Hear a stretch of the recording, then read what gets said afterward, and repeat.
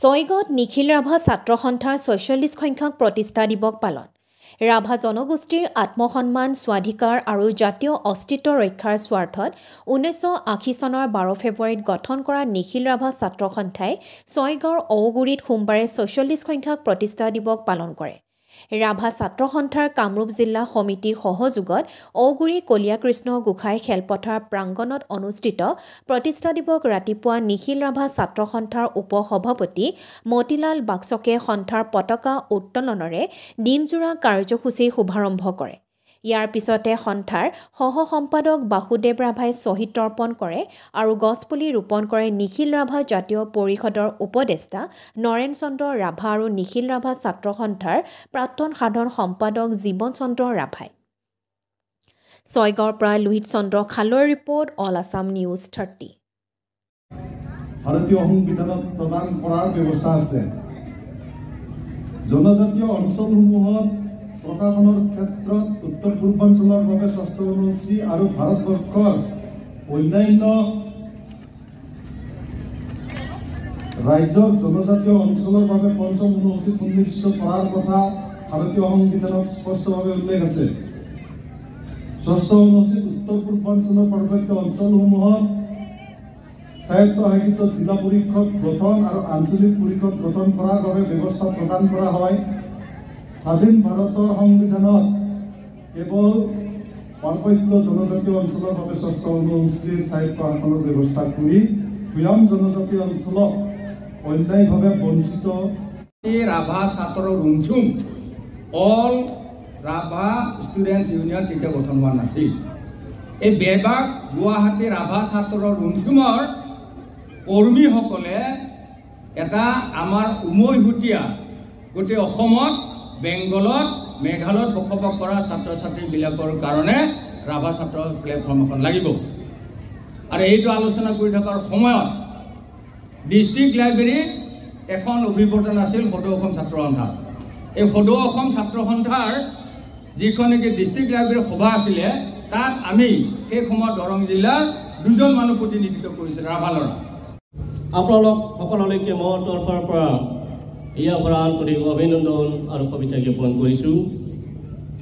লগতে দীৰ্ঘদিন ধৰি সংগ্ৰামৰ সময়ছোৱাত দেশ আৰু জাতিৰ কাৰণে আত্মবলিদান দিয়া ত্যাগ কৰা বীৰ বীৰাংগনা শ্বহীদসকল সকলোলৈকে মোৰ তৰফৰ পৰা এই চেগতে শত সহস্ৰ প্ৰণাম প্ৰণিপাত জনাইছোঁ। আজিৰ দিনটো আমাৰ কাৰণে অতি পবিত্ৰ দিন আৰু উল্লেখযোগ্য দিন।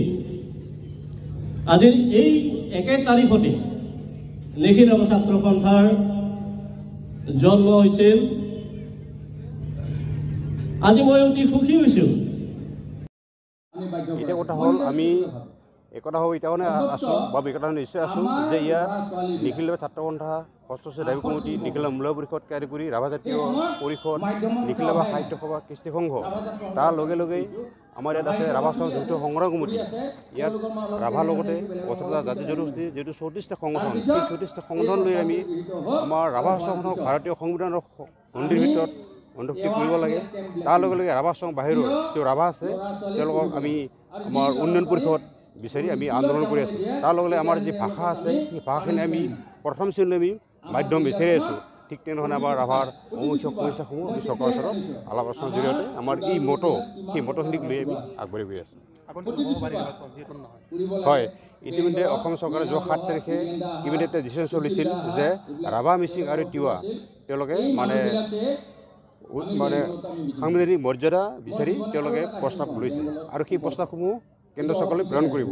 আমি আশা কৰিছোঁ যে লোকসভা নিৰ্বাচনৰ আগত প্ৰেৰণ কৰক, আৰু যদি লোকসভা নিৰ্বাচনৰ আগত প্ৰেৰণ নকৰে তেতিয়াহ'লে অনাগত বা আগত সন্মুখত যি লোকসভা নিৰ্বাচন আছে সেই নিৰ্বাচনত নিশ্চয় আমি উচিত প্ৰত্যুত্তৰ দিম। কাৰণ নিশ্চয় গম পায় যে ইতিমধ্যে পশ্চিম গোৱালপাৰা, দুধনৈ আৰু বক বা ছয়গাঁও সেই সমষ্টিখিনি ইতিমধ্যে যুঁজৰ কাৰণে ইয়াত কি হৈছে। এতিয়া কথা হ'ল যে আমাৰ ৰাভা সংঘত যে আমি 4.5 লাখ মানুহ আছোঁ, 3.5 লাখ আমি ৰাভা মানুহ আছোঁ। গতিকে সেই ৰাভা সংঘৰ মানুহখিনি নিশ্চয় আমি যোগ্য প্ৰতিনিধিত্ব দিব সক্ষম হ'ম। তাৰ লগতে মই আজি আপোনালোকৰ জৰিয়তে আহ্বান জনাব বিচাৰিছোঁ যে আজি যিহেতু অসম চৰকাৰৰ জনপ্ৰিয় মুখ্যমন্ত্ৰী মানে ডক্টৰ হিমন্ত বিশ্ব শৰ্মাৰ লগত যি আলোচনা চলিল আৰু সেই আলোচনাত আমি আশা কৰিম যে সেই আলোচনা ফলপ্ৰসূ হওক, সেই আলোচনা ধনাত্মক হওক। কাৰণ আমি আগতে কৈছোঁ যে আমি যিহেতু ৰাভা যৌথ পৰৱৰ্তী অংশীদাৰী সংগঠন আৰু সেই অংশীদাৰী সংগঠন হিচাপত আমি বিজেপিৰ লগতে থকা নিচিনা হৈ আছে। গতিকে আমি বিজেপিক আমি ভোট বা অন্যান্য দিশত আমি সহযোগ কৰিছোঁ। কাৰণ আমাৰ ইছ্যুটো আমাৰ ৰাজনৈতিক ইছ্যু, আমি ৰাজনৈতিকভাৱে আমি সমাধান কৰিব বিচাৰোঁ। গতিকে মই অসম চৰকাৰক আহ্বান জনাব বিচাৰিম যে আমাৰ সেই ইছ্যুসমূহ তেওঁলোকে মানে ৰাজনৈতিকভাৱে নলয়, তেওঁলোকে যে আমাক মৰমেৰে চায় সেইটোৱে আমি দৃষ্টিভংগী নিশ্চয়। আমি ইতিমধ্যে আমাৰ নিখিল ছাত্ৰ সন্থা, নিখিল পৰিষদ আৰু সচেতন দাবী কমিটিয়ে আমি যেতিয়া কৰ্ণধাৰ বহিছোঁ আৰু যদি তেওঁলোকে লোকসভা নিৰ্বাচনৰ আগত নপঠিয়াই তেতিয়াহ'লে আমি আকৌ নিখিল ৰাভা জাতীয় পৰিষদ, কৃষি সংঘকে আদি কৰি ৰাভা জাতীয় যি সংগঠন আছে তাৰ যৌথ সংগ্ৰহ কমিটি আছে, সকলোৱে একেলগে বহি নিশ্চয় সঠিক সিদ্ধান্ত ল'ম।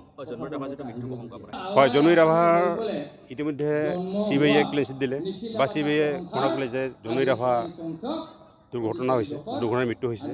এতিয়া কথা হ'ল আমি নিখিল ছাত্ৰ সন্থা, নিখিল মূল্য সচেতন বা ৰাভা যে সন্ধান কমিটি, আমি তেতিয়াই বিচাৰিছিলোঁ যে CBIৰ দ্বাৰা নিৰপেক্ষ তদন্ত হওক, কিন্তু আমি আশা কৰা ধৰণে হয়তো হোৱা নাই বা ৰাইজে আশা কৰা ধৰণে হয়তো হোৱা নাই।